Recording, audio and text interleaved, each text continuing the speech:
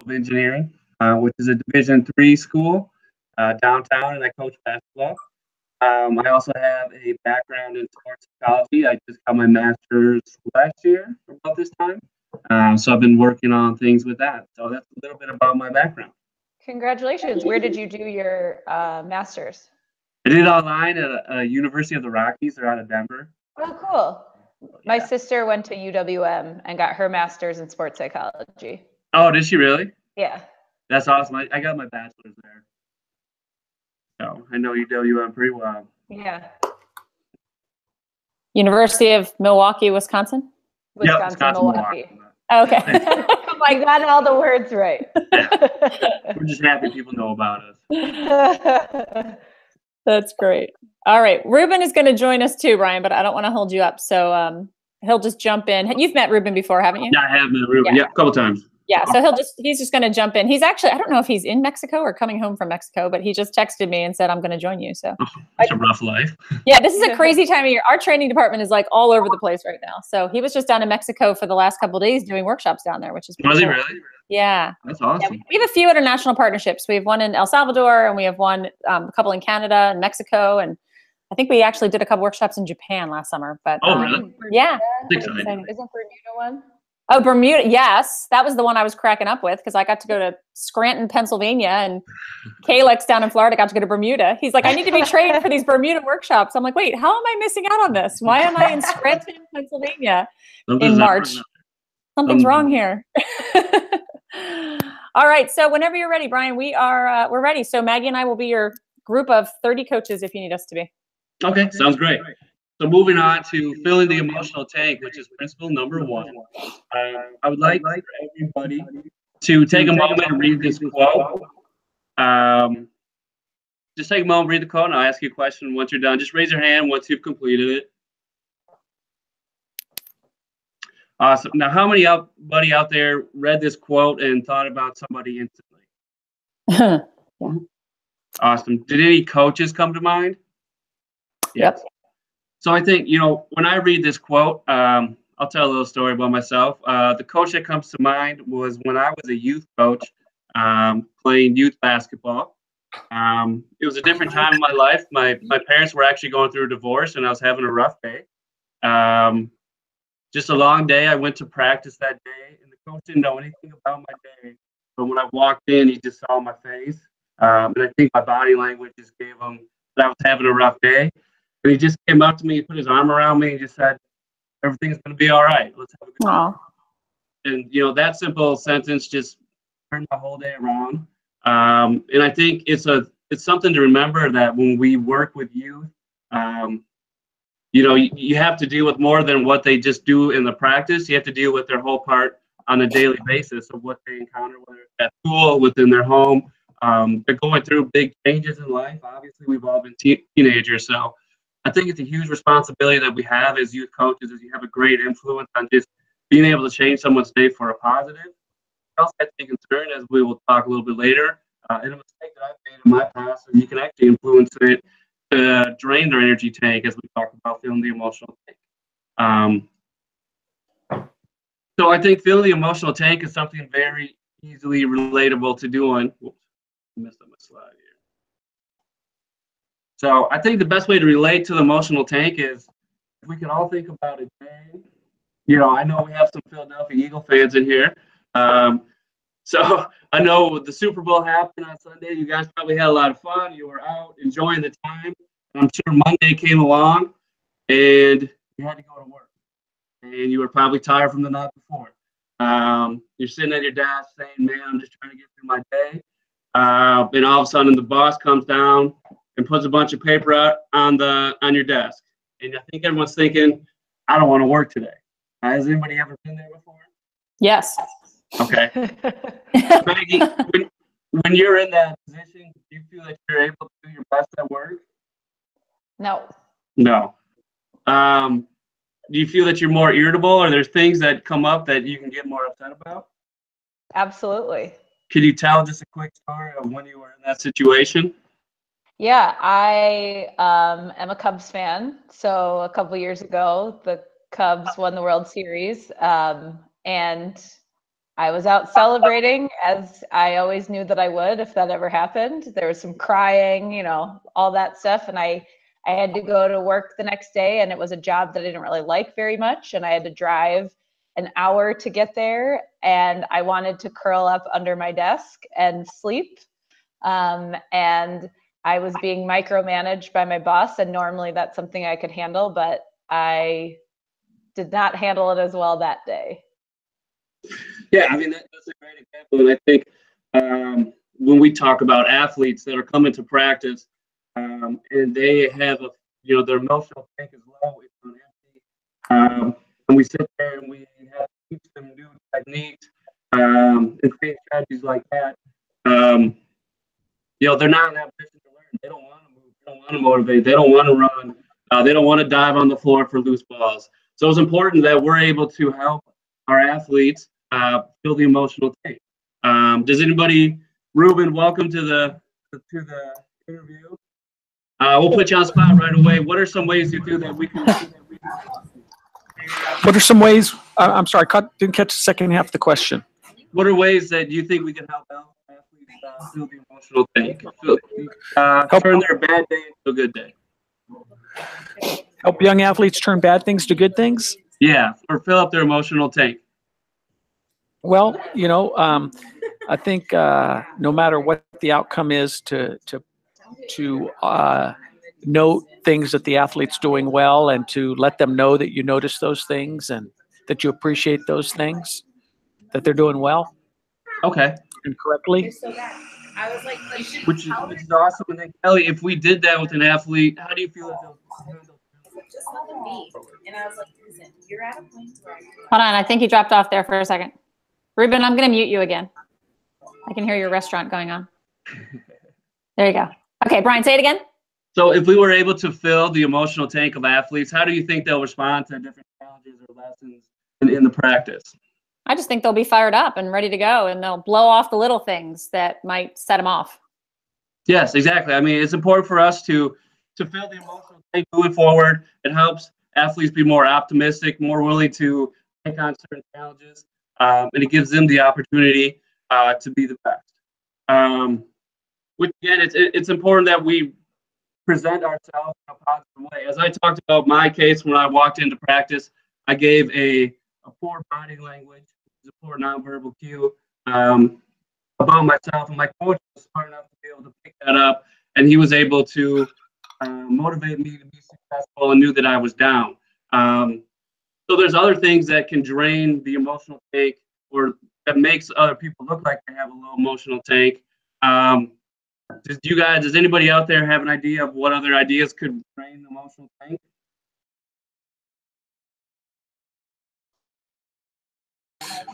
Was it what ideas on what drains an emotional tank? Yep. Anybody have ideas on what drains the emotional tank? Getting yelled at? Oh, jinx. like I felt like I was like criticism, getting yelled at, not getting to play in the games, not getting to play. Some people feel that they're getting put down because they're not getting in the game, which can hurt their emotional tank. It's so easy to pick up these things. If you guys just watched, the NBA game last night with the Cleveland Cavaliers playing Boston, the Cleveland team started rolling their eyes towards each other. You can see their body language drop. LeBron was yelling at everybody. I mean, anybody that had an emotional tank that was full on the Cleveland Cavaliers last night easily got drained. Okay. So we've been working with athletes that are sitting on the bench and aren't playing, or we have an athlete that missed a shot. What are ways that you guys feel that we could fill that emotional tank back up, or what kind of techniques do you use with that athlete? Ruben, do you have an idea? If they're taking shots, it must mean they're getting open. So they're whatever they're doing, they're getting themselves open and available to take shots, and they're having the courage to actually put the ball up in the air. So I'd let them know about that. I'd let the athlete know that they're doing that. Yeah, and that's a great point. I think Ruben brought up they're getting shots, they're getting open. Unfortunately, a lot of youth, as we talked about growth mindset with Carol Dweck. A a lot of youth have actually the fixed mindset where they feel they're missing shots at basketball. So they forget that, hey, it's about the form, or, you know, it's about kicking the ball hard. In soccer, baseball is just about making sure you're making contact. And they forget about those little things. They just look at the end result and think, oh my God, I'm bad at this game. Which, again, is another thing that can drain the emotional tank. Yeah, so I want you guys to think about it. We kind of hit some things, but we'll kind of come back to this question again. But think about, what do you think, if you are a coach or as a coach, what is the most effective thing that you can do to be more tank filling as you coach this upcoming season? And one of the ways that's very popular, and we talk about a lot here at PCA, is the magic ratio, the 5-1. 5 positive to 1 critique. And this is just kind of a great number to keep in your mind to help you remember when you're working with somebody. That's important to bring out the positives. And we talked about youth. Many of them have that fixed mindset where they're only going to remember the negative thing that you say to them, which is going to end up bringing them down. That's probably the one thing they'll never get out of their head. So it's important to continue to keep building it up with positivity to help them feel more successful. And even when they make mistakes, understand that it's okay to make mistakes and it's okay to be critiqued. It's not the end of the world. Make sure we're doing critiquing in the proper way, which we'll talk about later. But again, it's important to be positive and have a positive ratio of 5-1 working with your athletes. So coming back to that question we talked about, Kelly, what do you think is one more thing that you can do to be more to help fill the tank for your athletes this upcoming season in your coaching? I think just what you said, just try to be more positive. Right. I think that's a hard thing to do. I think as a coach, especially, you know, we talk about coaches' emotional tank. If you're at work and you have a long day, and you have to be more, you know, your tank's on empty, you kind of lose your patience a little bit. Or you get kind of caught up on what's going on in your home life. And sometimes you can get a little angry towards the youth or kind of take it out of them a little bit. So it's definitely important that you remember your own emotional tank and make sure you find a ways to fill it so then you can kind of, in return, give that to the athletes. Maggie, how about yourself? What is one way that you feel like you can improve your effective coaching? I think using my players' names more often in my compliments. Yeah, I think that's great. I know a lot of people talk about when you're trying to build that relationship, it's important to be able to connect with them. If you can't connect with them and not knowing their names, you know, I think that's going to be such a tank trainer. You know, coach doesn't even know my name.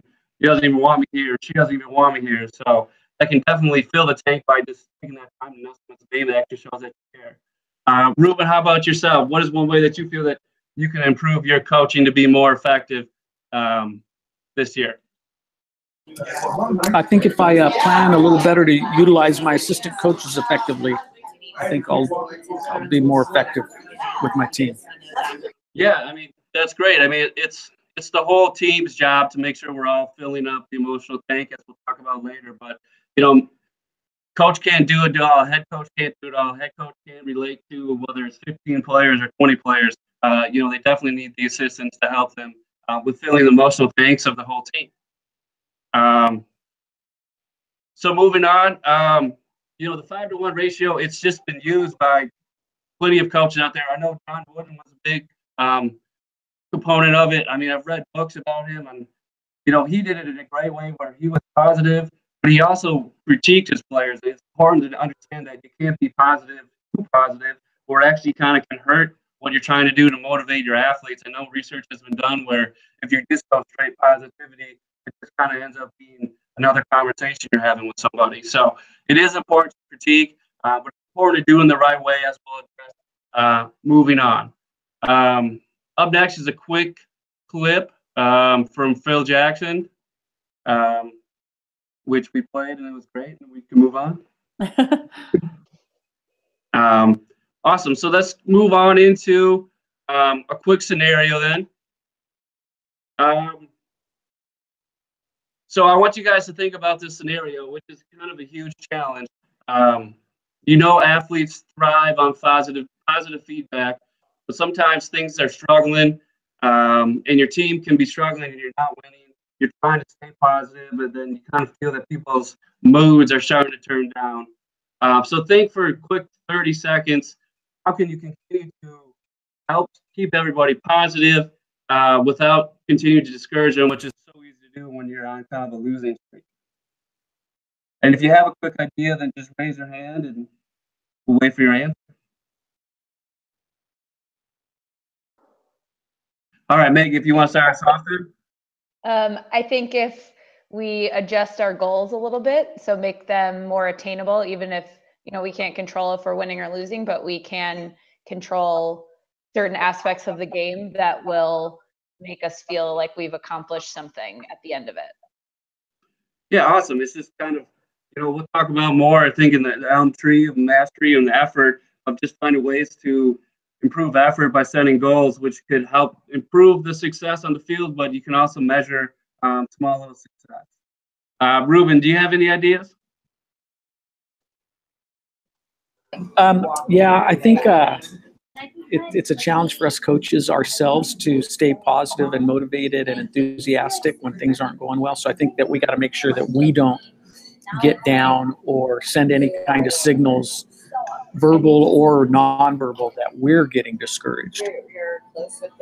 Definitely. I know, I've heard somebody talking on sports radio the other day about Brad Stevens again, who's a coach for the Boston Celtics and a big part of PCA, but if you can always tell by his demeanor, it always stays the same. So when coaches start getting anxious or they get mad, athletes are going to read right into that.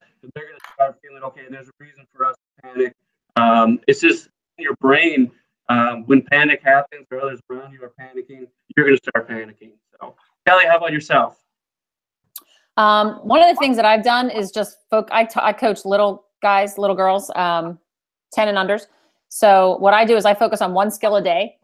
And that's the only skill that I focus on. So if they're messing up, it's lacrosse. So I work on, like, let's say my skill of the day is how to throw the ball. Then if they're catching the ball and they're missing or they're not picking up ground balls, I don't talk about any of those other skills just for that day in the beginning of practice. This has helped me so I'm not constantly like critiquing them on every single thing they do. I'm just picking that one skill that day, and that's what I'm helping them on. So it seems to keep things more organized for me in my head as to how to keep it more positive. And the girls don't feel overwhelmed by, me constantly saying, well, try this and try this and try this and try this. So. Yeah, I think that's a great, it goes back to the quote, Rome's not built in a day. These players aren't going to be professionals overnight, but they have to build on the skills, because that's what, in the reality, youth sports is a big component of that, is just building their skill. So focusing on just on one skill is a great benefit, great way to keep their emotional tank high, and not focusing on losses, which would end up paying. So we talk about the E-Tank toolkit, as we kind of mentioned some things before. Tools for effective receive back. When you criticize athletes, especially in public, in front of their teammates, it only drains that emotional tank even more. I know as my part when I was a young coach. I remember this one athlete was having just a horrible day. He was in practice. I could see it. I read his body language before we started when he was just in warm-ups. So, of course, I kind of got into him, like, why are you so lazy? Said some unchoice words. And obviously what I was doing, I was just draining the emotional tank even more. And I actually found out his girlfriend in like 5 years just broke up with him over email, which was horrible. And I felt even worse. So I was like, I didn't really accomplish anything there. And I only added on to probably what he was already feeling. He's feeling horrible. So, make sure because if I would have took the time just to kind of sit down and talk to him in private, I probably could have got better information. I could have talked him through it. Or even just, it's a great teachable moment in life. When you're going through something like that as a coach, you kind of need to help them through that and not drain their tank. If I even would have took the time to ask, like, can I just talk about what's going on, or can I evaluate you or critique you? That's important. Other things to do when you're working with athletes is the criticism sandwich. So as we talk about the match ratio, make sure you go positive. If you need to critique. and then be positive again. And always make sure you're using if-then statements. Just remind them, if you hustle hard, then you have a chance to be successful on the field, or, if you do the right thing, something positive is going to come out of it. And then finally, for our E-Tank toolkit, like I said, it's impossible for the head coaches to be in charge of everything and to fill everybody's emotional tank. That's a huge goal for them to take on. It's important to work on a buddy system, have players team up with other friends, have the assistant coaches be able to sit down with players and talk to them, to kind of help make sure that everyone's tank is full. Positive charting, we talk about, individuals is doing the right thing and making sure that they get accomplished for it. Every day at the end of our practice, we give guys the hard hat award, which is the individual that worked the hardest, floor burn, the guy that got on the ground more. Just make sure that those energy and that effort doesn't go unnoticed. And keep that emotional thing high, as well as a winner circle, which is a great thing that can be done, before practice, after practice. I do it a lot just when people are warming up, just kind of sit down and talk, give them an opportunity to speak about things going on. It's just a good time, a good rap session for a minute or two, to see how things are going and give those athletes time to speak so you understand a little more of what's going on, in their lives, and make sure that their emotional tank stays strong. And then I think that's it. On to number 2.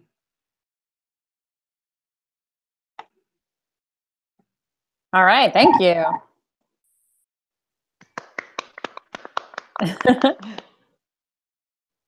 Let's see. Good timing. That was under 20 minutes. That was a good way to get through it. How'd you feel, Brian, doing that one?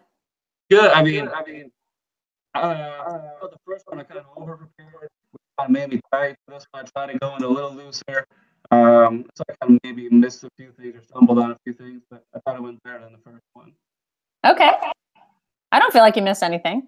I think you hit all the points. I would love to hear from Maggie, who's never met you or seen you before. Mm-hmm. Maggie, if you were at one of Brian's workshops, what would have stuck with you? What did you really like about what he did? And then maybe if you have a suggestion on something he could do that could translate over for when he would be doing it live. Yeah, great job, Brian.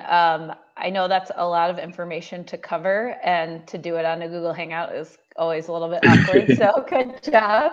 Thank you. I think I really liked your examples. I liked how you referenced the game that happened last night. To me, that always gives people credibility that they're not using examples from 20 years ago. And I think some of our examples at PCA can be a little bit dated, but I like that you pulled that from the game last night. I liked how you talked about being an Eagles fan, because that's where Kelly is. I liked your personal examples that you talked about your own experience when you had that practice when your parents were getting a divorce. I think that's always great. I think you did a good job of painting that picture. The one suggestion I would have is with the presenting the emotional tank and the 5-to-1 ratio, I think you can be a little bit more succinct in those two. I felt like something with the order could have been different, or could have been more powerful if the order was flipped. I think you didn't really introduce the ratio, and then you said, I've just seen in workshops where they say this ratio, how many positives to negatives do you think is the most efficient way, something like that, and then get us to participate and then kind of explain more about it.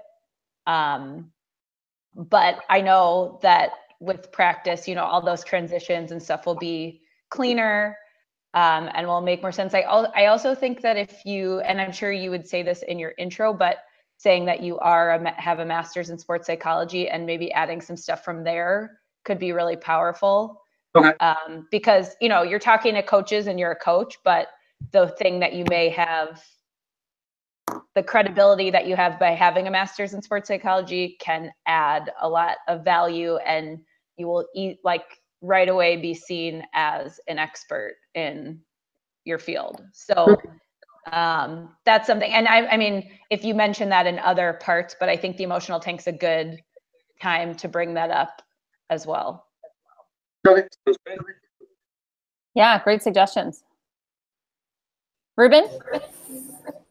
So I think what stood out to me and what I would remember if I was a participant in the workshop was how many voices were in the room and how often the trainer pulled us in. You hear me? Yeah, we hear you fine. Okay. Oh, it's really good.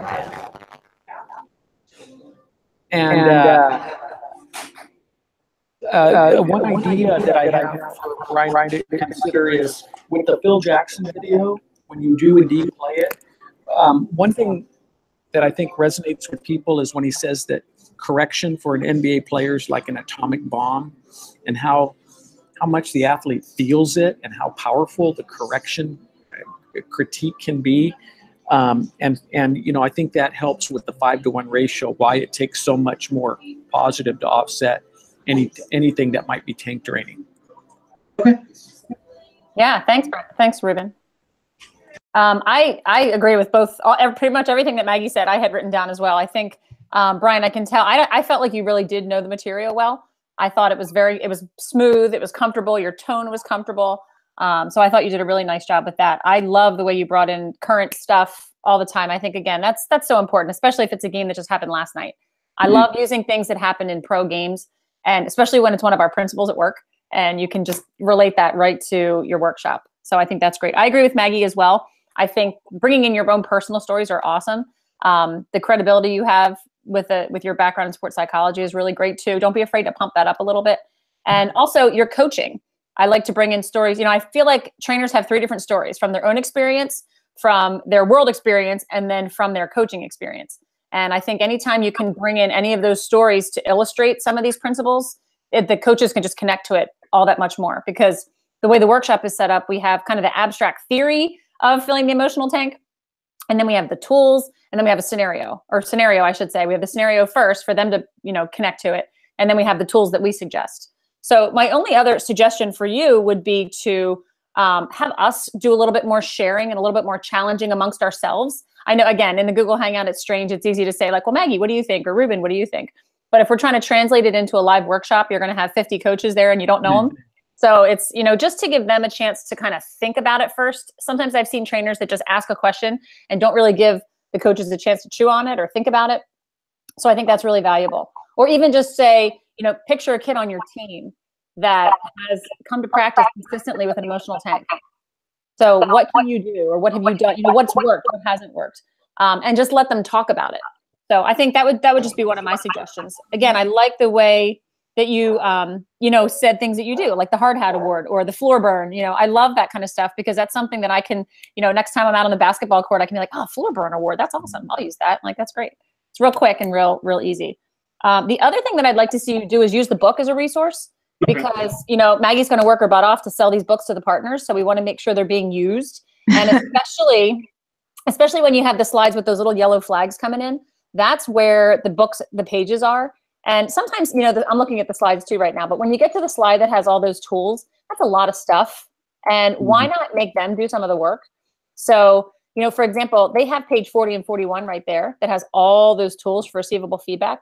It's okay to have them, you know, open up your book, take a look. These are just some of them, you know, take a couple minutes, look through them. If you're not sure what it is, you know, talk to a partner or whatever and figure it out. Or, you know, even the next one that has the buddy system, positive charting, and winner's circle, let them do the work.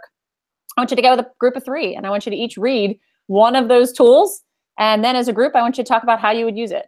And again, it's also a different type of learning. It's, you know, more of, you know, discovery learning, but it's also saying, wow, there is really cool stuff in the book and there's more. We're only giving you 3, but guess what? There's 9 different tools that we're offering to help you with this. So just using that as a resource and pushing that in can really help as well. So pulling in more pair share, group share kind of stuff, using the book, and, you know, all different types of examples, I think would be great. Awesome. Sounds great. Yeah. Yeah, Brian, one more thing I would add, just to add on what Kelly said, I liked how when you did ask us to think, you gave us an exact time. I think that's so helpful to say, I'm going to give you 30 seconds, or I'm going to give you 2 minutes to talk in a group. I think just on any principle you're doing, it's very helpful for these coaches who, you know, when you say think about, and you're like, okay, well, do I have 5 seconds to think about this, or do I have 5 minutes, and how much do I, you know, I think it helps to manage their expectations and how much they need to share. So I really like, because you said think about this for 30 seconds and then we'll come back. I think it's good to gauge the amount of time that you want to spend for each scenario that you're giving. I think that was really awesome. You did that. Okay, sounds great. Yeah. Scenarios are also a really good way to get them into groups too, because they all have different experiences. And it's just a fun way you can match them up by the age of the kids they coach or the sport they coach, or because every, 8 and under coaches are going to handle something totally different than 15 and under coaches. So it's a good way for them to share with their peers and get that going too. So, Okay. All right, Jazmine, you got a crowd popping up for you here. So Brian, you're welcome to stay on. Jazmine's going to be doing her final demo. But if you got to go, we understand. Okay, So yeah. Get back to work. Let me know when you're ready for your final, and we'll get that set up for you. Okay, sounds good. I'll email you.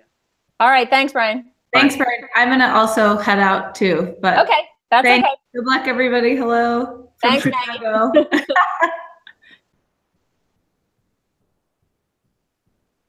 All right, Jazmine, the gang's all here.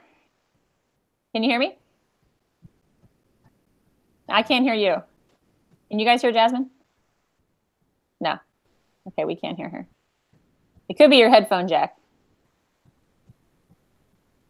I had that once where I had the headphones in and it wasn't working. I actually didn't have the headphones plugged in once. That's fun too. Do you think she should sign off and sign back in? Yeah, maybe try to log off and log back in again. Now that you took the headphones out or something, see if that works. Yeah, we haven't had problems with her in the past, so I think she'll be okay.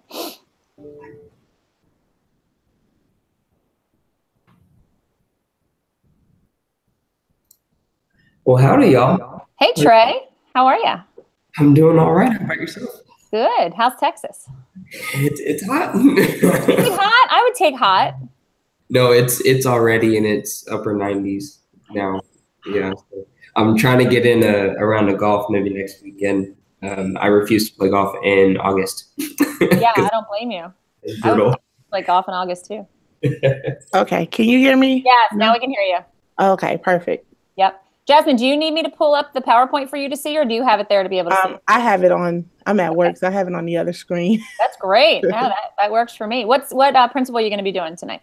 Honoring the game. Honoring the game. Cool. All right. Have you met Trey before? No, I haven't. Okay, so before you get started, I'd love you to just do a quick little intro so Trey knows a little bit about you. I think AJ's here too, if I'm not mistaken. He's got a big gray box, but so he might be joining us too.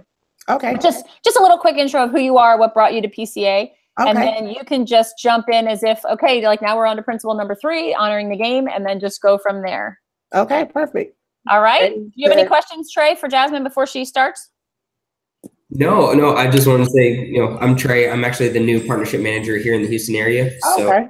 yeah, I had the opportunity to kind of go through the recording of your round 2 and everything. So I think you'll be a great asset to the team and everything. So glad to be working with you.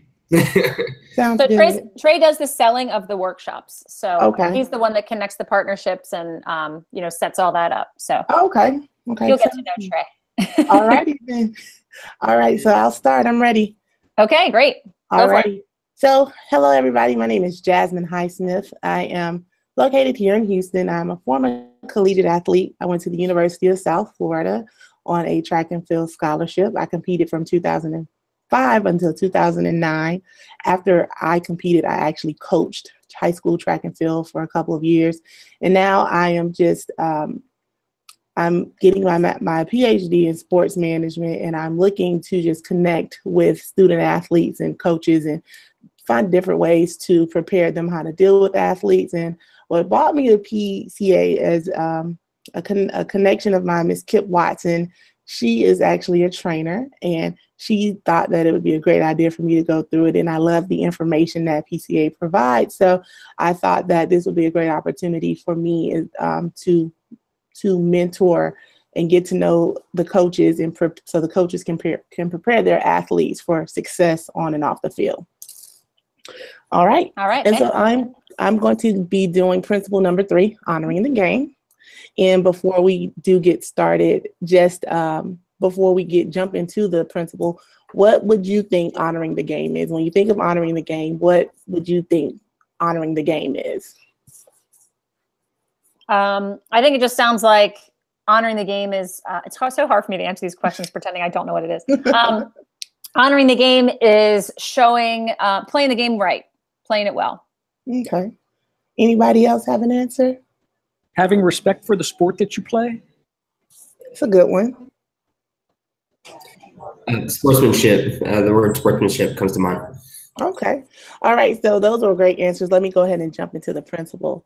So honoring the game is getting to the roots of the of positive competition. So there are 5 keys to positive competition, and those are the roots are rules, opponents, officials, teammates, and self.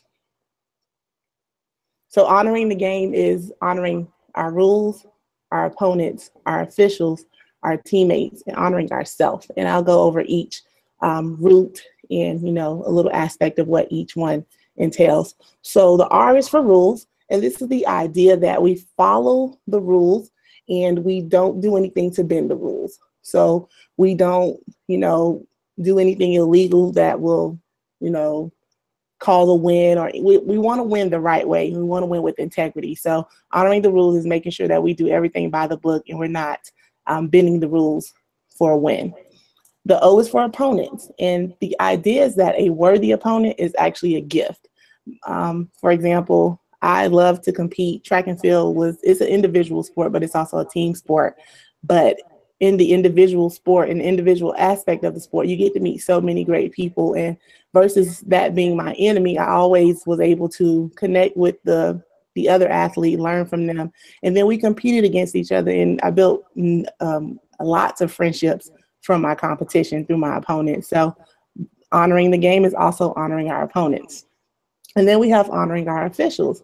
Although our officials are not always right, it's imperative that we honor them and the job that they're doing, because this is their job. It's not a hobby for them. It's their job, and we have to respect them. And another aspect of respecting the officials is also just being aware of your actions towards the officials. Regardless of what you don't agree with, we must always honor them. And we can talk about what you didn't agree with after the game is done. The next one is teammate. Honoring our teammates. Our teammates are a very vital part of the team, and everybody has to be committed. So you want to make sure that as a teammate, your commitment to the team and your teammates' commitments to the team are all in line with one another, and that you are doing whatever it is to honor your teammates. So that means not embarrassing your teammates. That means respecting your teammates and just loving your teammates as well, because you're stuck together. And then self. That's pretty self-explanatory. You want to honor yourself. You never want to do anything to take yourself out of character or do anything that would put your team in danger because of your actions. So we're going to move right ahead into a scenario. And I have here the opposing coach has been riding the refs the entire game, and it seems to be working. Now, in the final moments of a close game, the official makes a horrible call against your team. As a coach, what is it that you can do? Kelly? I think I can try to calm myself down because I have a feeling I'm going to be flipping out at this point. Right. So for me, I'd probably just take a deep breath and just try to, focus on the game that's going on right now. Right. And not worry about the call that was just made, and just, try to keep my team moving forward and just, moving on to what's happening at the moment, and just tell them to just, let's go, just keep, not worry about it. Right. And just coach up my team, not worry about the official's call. It would be hard though. Yeah, it is. Ruben? Yeah, well, besides trying to keep myself calm, helping my team stay calm and focused on, the next play, and not letting the bad call be a distraction and make us play worse. Right. We got an opponent to deal with, or another hurdle to jump over, and so that's how I think I would try to approach it. Right. Trey? Yeah, I think just trying to stay in control of what we can control. So not getting too caught up with, stuff that, hey, things happen, but where can we go from here? So yeah, I'm kind of mirroring everything that Ruben and Kelly have been saying. Right. And just to add to that, sports is there's an emotional aspect to sports. So we always want to make sure that we're not acting on our emotions. And so we're thinking logically. At that time in the moment, it's easy to get emotional about a bad play, a bad call from a referee, but we have to remember, we have to calm down and think about, the after effect of what's going on. So I'm going to go ahead and jump into the Honoring the Game toolkit and how, as a coach, you can teach your athletes how to honor the game. And at this point, you can also refer to our handbook, because the toolkit, those examples for the toolkit are in the handbook, are in our book. But a double goal coach, here's a moment of truth. A double goal coach will always model and teach honoring the game. As a coach, you are the leader of your team. Your team is only going to do what you do. They model after you. So you want to make sure that you're modeling and teaching honoring the game. You want to make sure every time you're practicing, every time you go into a game, you're always modeling that behavior. You're always teaching them that we're going to honor the game. We're not bending the rules. We're going to respect our opponents, our teammates, the referees, regardless of the call that is made. And I know sometimes it gets really hard because, again, it's emotional, and we just have to take a step back, and that takes us into our self-control routine. In that moment of emotion, we have to catch ourselves and we have to bring it down a notch. And so we can come up with some sort of self-control routine that will allow you to level back in, bring it back around. So for example, you can step off to the side, count to 10 and breathe, catch your breath and just really let everything settle down before you go back into the game or whatever the case is. And then you have narrated modeling. You want to make sure, as you're honoring the game and respecting the referees, you want to make sure you're narrating to your players and the parents, of course, because the parents are always in the stands, and they're the ones that really push the refs. So you want to make sure you're narrating to them what you're doing. Hey, this is what I'm going to do. This is how it's happening. This is why I'm doing it, so that everybody can get a feel. And you want everybody on board. So as long as you're on board, your team will be on board and your parents will be on board as well. So just a quick question. So if this was you, ref made a bad call, what would you do? What would be your self-control routine? How would you control yourself before you interact with the ref? Well, one thing I've done, I don't know if this counts as a self-control routine or not, though. Sometimes I'll turn to my assistant coach and softly vent to my coach without making it obvious to everybody that I'm angry about the call. Like I might turn and say, right, "Gosh, Kelly, ref really screwed that one up." Right. And, but just keep it to us. Right.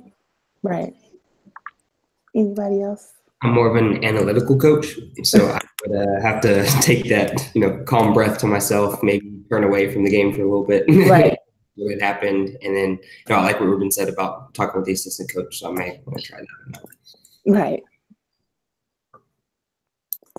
I know that sometimes you're often playing your opponent and you're playing the refs, and sometimes the refs don't always make the best calls or they miss something. So we want to make sure that at all times we're taking everything into consideration and we're acting logically instead of on emotion or at that moment. You want to take the time to evaluate the steps and then address whatever it is being done. And moving right along is the importance of culture creation. So culture is the way we do things here. And basically, you want to create a culture and an environment for your athletes that honor every aspect of the game. As our roots, the key aspects of the game, you want to create that culture. So when your athletes come to the team or you're introduced to the team, you want to implement that immediately. Not later in the season, not in the middle of the season, but you want to implement that as soon as you can. Build that culture up, make sure they're respecting one another, respecting their coaches, respecting themselves as a part of the team, because you are a reflection of the team.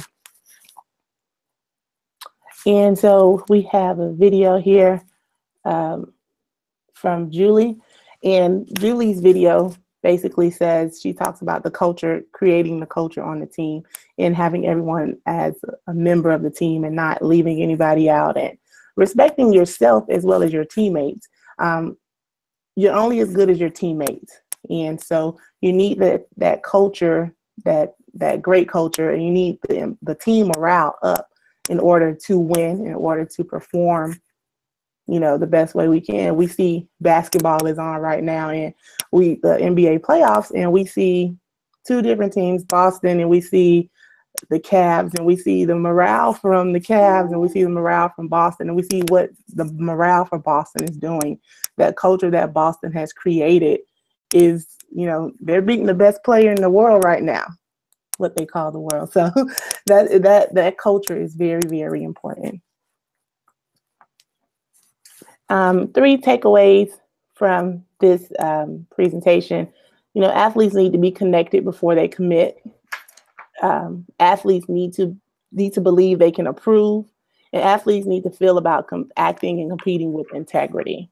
So we want to make sure that we're hitting every key aspect in involving ourselves in everything, as far as filling our emotional tanks and rewarding unsuccessful effort.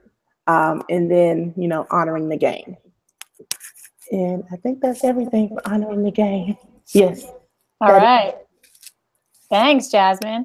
I know Ruben's got to run, so I'm going to let him go first if you don't mind. You read my mind, Kelly. Thank you very much. I'm good at that. Yes. That's kind of scary now. Yeah, true. So, hey, Jazmine, the biggest thing, so I didn't see your second demo, I don't think, but I was on your first one. And the biggest difference I noticed, and it was a strongly positive difference, is how much more of today's demo was your voice, your words, versus your conversation, as opposed to the script. There were a couple parts of the script that you threw in there, but no, it was mostly you, and I really like that, and it's such, you are strong, and just love it. So let's see, I think what I'd like to see is at least once in the workshop, at least once, an example of when you were an athlete and applying to one of the principles or to a tool, especially with track and field. I think a lot of us think of track and field as an individual sport, and whenever I talk to a track athlete, they say, "Oh, it's a team sport." Believe me, it's a team sport. And so, if you can, I think that can be a powerful. If you bring in a personal anecdote or example at some point. Okay. All right, I'm going to jump off. Thank you, Jazmine. Bye. Thanks, Ruben. Thanks, Kelly. Thanks, Trey. Thanks, AJ. Bye, guys. Hey, Ruben. All right, Trey, since you've never seen Jazmine before, if you were sitting as a coach in one of her workshops, what stuck out for you? What did you really like about what she did? Yeah, so Let's hear a couple comments, and then since you have seen live workshops happen, do you have a suggestion for her that could help her make her workshop even better when she goes out to do it live? Okay. Let's see. I think the first thing I wrote down was I liked how you had the nice interaction from the start, with the different coaches and everything. So I think that was a solid point. Even during your overview of the roots, I thought it wasn't rushed at all. You spent, I would say, an equal amount of time on each one of the acronym letters and everything. So that kind of stuck out to me. I really like that nice elaboration of those elements. And I know Ruben was saying, you should use more of your track and field and stuff like that. I did catch that. I think it was for the opponents. You had used that, and I was like, oh, that's gold. Yeah, I was like, way to relate to your track and field stuff that you mentioned during the intro. So that's like validating you as experienced competitor as well, and saying like, hey, I'm not just an old soul, preaching. So, excuse my coughing, but that's okay. But yeah, no, I know you touched base on it once and everything, so maybe he just had missed that, but I think that was gold and everything. So maybe in the grand scheme of the workshop, if you can keep up with that, I think would be a grand element there as well. With the scenario, even though Kelly had started, Ruben had inputted, I inputted as well. It was a nice conversational transition to comment on, all of our inputs, given the full aspect of the scenario itself, what we should be thinking about, what should we be doing. And then you went on into the culture aspect. I think that was a great transition into that. Okay. It didn't seem forced or anything like that. So that was nice to hear. Okay. And then with the culture piece, I thought it was nice that, you had a real touch on the real life events, what's going on with the East and Western Conference Finals right now. It's not like, I know that's not part of the script. I haven't seen the script, but I know it's not in there. So that was nice where it's like, hey, whatever we're talking about, whatever's going on, in sports today, like this is directly applicable. It's not it's stuck in the 90s, what's going on right now. So, so I really enjoyed all of that. Yeah. And then let's see, I think the only other thing was, I mess up a lot whenever I speak publicly. And so my tactic is to just laugh it off. And you did that every time you stumbled over words. Yeah. I was like, okay, I see you guys. So I appreciated that. Everything for me was pretty genuine. I actually had read the Double Goal coaching book this morning. So nice to see this, being brought to life. So I actually haven't seen this workshop in person yet before. So but he's that new. I don't know of anything right now to improve it. I hate stating that because I always want to improve everyone that's right. No. But I think the more experience that I get around it, then for sure something does pop out, then I'll let you know for sure. Right. So, thanks, Trey. Yes, ma'am. Yeah. AJ, are you there? I know AJ's he's listening, but he said he's working on something. So I don't know if he's there. I'll go because he probably isn't. Okay. But that's all right. So I was just, okay. Sorry. That's okay. No worries. Did you want to give Jazmine any feedback? Were you able to?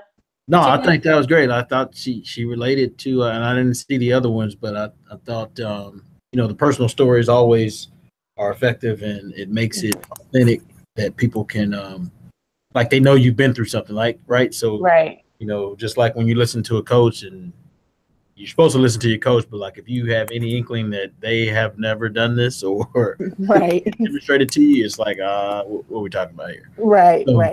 Keep that part of it in there and just continue to build on that. And then you'll find somebody in the audience that you can relate to, and then y'all connect on one of those stories. So, thought that was good. Okay. Thanks, AJ. All right. I have a couple. I think, Jazmine, you just get more comfortable with this every time you do it. I think the first time you were reading the script and you were all nervous, and second time you got better. And I just think you seem so much more comfortable. So, which is exciting because this format, doing this on Google Hangout, is harder than doing out in front of live coaches. Right. Because you don't have, you don't have us there. You don't have the people. We're all just watching you. So I think, you're definitely feeling more comfortable and the material really well. Basically, the feedback I have for you is just suggestions on how to make it a little bit better. There's nothing that you said that I was like, oh, why did she do that? Or why did she say that? I thought, again, I'm just going to piggyback on what Trey and Ruben were saying. I just think that you were really smooth, and I think you sprinkled in a lot of really personal, not really personal, but a lot of personal stories from your own experience, which were great. I would love to hear something about your coaching. How have you helped an athlete by using, or when have you had an athlete on your team that was not being respectful of one of these areas, and how did you handle it? Again, connection to the coaches is probably the biggest thing that we have as an asset at our workshops. That's why we're not a lecture, we're not a class, we're not a seminar. We're there to connect these coaches to each other, connect them to the material, help them think about how they're going to use this when they go out on the field tomorrow. So any way you can do that is even better. I'm actually surprised. There was one thing you did in the beginning that I'm shocked Ruben didn't call you out on it, because he always does. This is called honoring the game, but the concept is respecting those 5 areas. So it's respect for the rules, respect for the opponents, respect for the officials. It's not that big of a deal because you said we're going to honor the officials, but usually the key is just that we're honoring the whole game, but we're teaching a culture of respecting all of these areas. And the one thing that I think a lot of trainers miss is why. Why do we do this? So if a kid, an athlete or a coach was to say, okay, I know this is important, because I want to be a good person. But why is this so important to the game? I understand filling emotional tanks is going to make me perform better. I understand that mastery is going to make me perform better. But why is honoring the game important? What would you say? I would say because honoring the game, not only it correlates after life as well. You're always going to have an opponent. You always need to have respect for yourself. You need to always have respect for referees or authority figures. You know, it just teaches you much more than just in sports. It relates to you once you leave sports and you have to live a life as an adult in an adult world. Yeah. You got it. And so I would put that up front because every time you start a new principal, the coaches are like, all right, what's in this for me? Right. And I think you hit it. I mean, we're in the business as coaches of helping these kids go be adults someday. Right. And the fact that if you've got kids, and if you ask any coach at the beginning of it, and actually you could even do it in your workshop, if you ask any coach what's their greatest challenge, I do that a lot in the beginning of workshops. What's your greatest challenge as a coach this year? I'll do it as like an interactive activity. Like I'll have them get with a partner, talk about the coach that impacted them. And then they have to say their biggest challenge that they have as a coach. 9 times out of 10, it's going to be an honoring the game challenge. Right. They'll say disrespectful parents, disrespectful kids, kids that aren't motivated. You know, it usually has to do with disrespect. So if that's their biggest challenge, you've got an answer to their challenge. And their answer is culture. What are you doing to defend this strong culture of respect? Because a lot of coaches have it up here in their heads, but they're not doing anything about it. Right. They're keeping the kids accountable for foul shots. They're keeping the kids accountable for their times. They're not keeping the kids accountable for if you're being disrespectful of your teammate, what happens? Right. You know, so the coach goes, okay, buddy, come on, let's be nice. You know, that's not accountability right there. Right. So by having strong accountability for these 5 areas, you're going to make it easier on you. If this is a culture, it's just black or white. There's no gray areas on this team. You are respectful of the officials.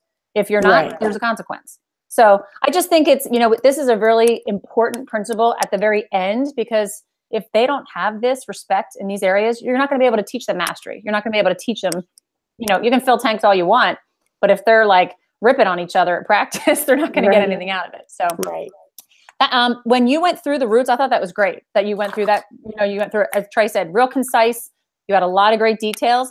The end of that, I would stop and I'd say, okay, turn to somebody next to you and share with them what's the hardest one for you to respect as a coach. You know, make it, because you just gave them a lot of information to think about. Now put it on them. Which one is the hardest for you? And, you know, I usually, what I'll do in a workshop is I'll have them go to a corner. I'll have the Rutz, ROOTS on cards, and I'll have them taped around the room. And I'll have them go to the corner of the room that has the one that's the hardest for them to respect. Right. And the coaches will move to the rules and the opponents and the officials. Usually 90% of them are on officials, but I do this for my athletes too. And then they just talk about it. And then I'll say, okay, which one is the most difficult for the athletes you coach? And it's not always the same one. So just to get them to think about what you just said and challenge them and connect them to it. Okay.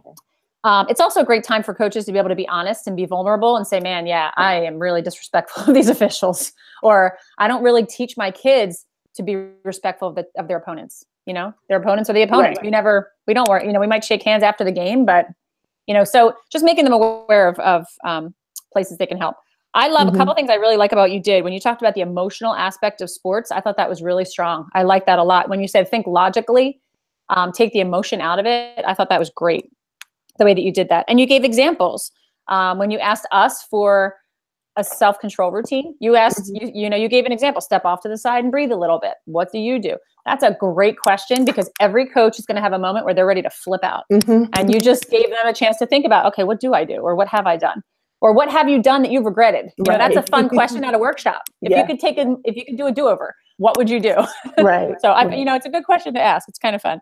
I think when you talked about culture, I thought that was really strong too. I agree with Trey. I think when you talked about you're only as good as your teammates, and that's so true. And it's so cliche. We hear that a lot, but if you actually think about it in terms of the dynamics of your team, it's really important. The Julie Foudy video, I always say, use the videos as discussion starters. Okay. So use the video to give yourself a break. So you don't have to explain what's in the video. Julie's going to talk. Julie played 20 years on the U.S. team. So let her take a chance, let her have a chance. And then afterwards, ask the coaches, wow, what would you want? Like I think the last question she says is, what would you want a new team member to know when they come onto your team? You know, ask the coaches that. Give it an opportunity for them. Again, turn to a partner, turn to somebody in front of or behind you, share for 30 seconds. Whenever you want people to answer in a workshop, it's just a logistic thing. Tell them how you want them to do it. So like the scenario, you read the scenario and then you just kind of stopped. Okay. Like I would say, okay, can somebody give me an answer? That means you want somebody just to raise their hand and tell you, or turn to a partner for 30 seconds and share, or get in a group of 5, or, you know, get in a group according to what sport you coach, or get into a group according to what age you coach. You'll have 2 minutes. Like I always say, whenever you're giving a question in a workshop, pretend you're talking to a group of kindergartners. Okay. Because adults are worse. Okay. And when you just say, hey, get in a group and talk, they're all over the place. But if you pretend you're talking to a 5-year-old and you say, okay, I need you to get into a group of 4 people and I want you to talk for 2 minutes about this, you know, then they're like, oh, okay, I know what I'm going to do. Right. So that would be my other suggestion. And again, you were talking about the Cavaliers and the Celtics, which again is awesome. I love it. Let's pretend I'm not a basketball fan. I have no clue what's going on. Just give me a little more detail because it's a great story. And maybe everybody doesn't know what's going on there. Like you were talking about, gosh, just the culture, I forgot what word you used, but you just said, you know, it was so cool to see the difference in the Boston Celtics and the Cavaliers, and the Boston Celtics are doing really well. They're being really successful against the #1 player in the world. And what are they doing? What does that look like? Right. You know, so even now Brian that just went before you, he was just talking about, if you look at the sidelines, you look at Brad Stevens and his demeanor versus the Cavaliers bench and what's going on, you know, it's just a totally different vibe going on. You know, just be specific, assume that people don't know what you're talking about. When you're like name dropping, even though I think most people do, but you never know. Just in case, right? Okay. Yeah. So that would be my challenge for you. Get us more involved, give us opportunities to share as a group more. And just be more specific with your directions. Like, share with a group, share with a partner, 30 seconds, whatever it is. But Jazmine, I think the next step I'd love to see you do is to go out and do part of this. We don't send you out to a whole workshop. Yeah, I'm going to go to the one on 531 at Emerald Minor School with Cameron Campbell. Awesome. Yeah. So I'll make that one. Yeah. Is that a coach's workshop? Yes, I think so. Yes. Okay. It's BCG one. All right, that's awesome. So Cam is like one of the best trainers we have, and he is an amazing teacher and mentor. So what I'll do is I'll connect you to, and that's good. You still have a couple weeks. I'll connect you to, and what I'll have you do is I can find out from you too. If you feel comfortable enough to do half the workshop, we can have you do that. If you just want to do one of the principles and just do that for the first time, that's great too.